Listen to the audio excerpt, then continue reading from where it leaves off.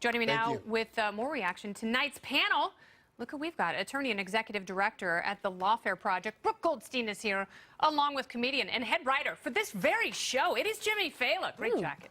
And part of the Problem podcast host, also a comedian, Dave Smith. New dad, great beard. Welcome, everyone. Look at you, the dad beard. Yeah. You got the dad beard, I got the dad bod. I'm gonna swap. Well, I really appreciate that beard comment. Yeah. Oh, no. The dad thing, you know. Whatever, but, Great beard. Anyone can be a dad. Not everyone can grow a beard. Very good point. Let's chew on that. So let's talk about this a little bit, because now there is a rush to go out and find examples that you can't take back that might be really dumb. So what are we to do going forward?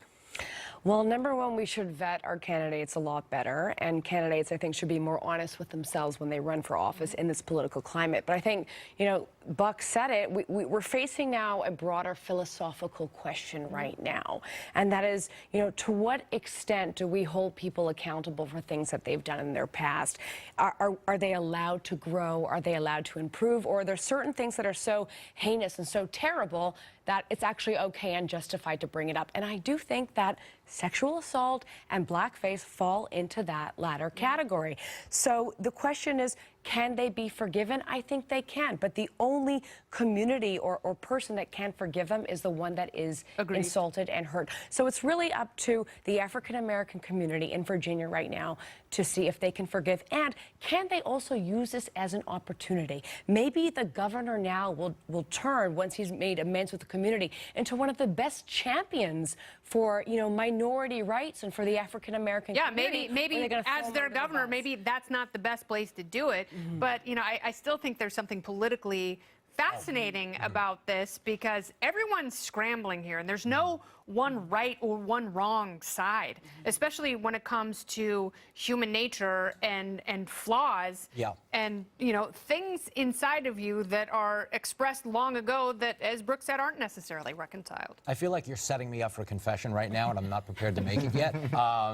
It's a disgusting story. I do think, to a point Buck made earlier, if the fourth guy in line wasn't Republican, we probably would see resignations. But you know who's really embarrassed by this story? The Oppo research firms who left these things on the table for years and years and years. Like, somebody definitely wants a refund from their election firm that they had hired 10 years back to dig up dirt on these people. Research, I mean, just look what they paid for the steel dust. That's what I'm saying. Big Scott owned. Big money. But I think that's part of the reason also. I think that's part of the reason none of them are resigning also, is that there's the way we're going at such a rate that in like 3 weeks it'll be more offensive not to have one of these photos. Because everyone in Virginia has one. You're going to look out of style. If you were Gillespie and you were just in the highest profile governor race in the country, and you were being called a racist the whole time. He's being called a racist by the guy in blackface. But I just can't not point this out. This is what a crazy world we live in. He advocated for legalizing murdering children. And this isn't the this isn't the thing. It's the picture in his yearbook. I mean, okay,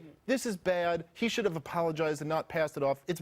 Blackface is bad. I understand why black people would be very offended by it. 1 in 3 black children in Virginia lives in poverty. Over 50% of them are in low-income households. There are way more serious problems than this. And just the fact that for every Democrat who's calling him to resign, who didn't call for him to resign over killing babies. This isn't like how pro-life people say killing babies. No, this is what we all agree is killing babies.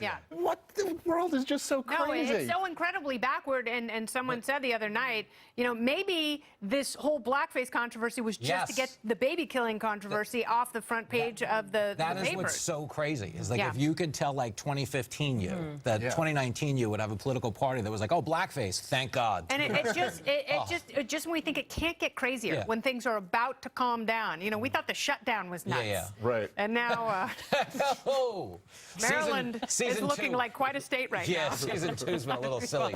All right, the panel is coming back. We have a lot more on the show, including Hillary Clinton saying Nancy Pelosi proves it takes a woman to get things done. Yeah!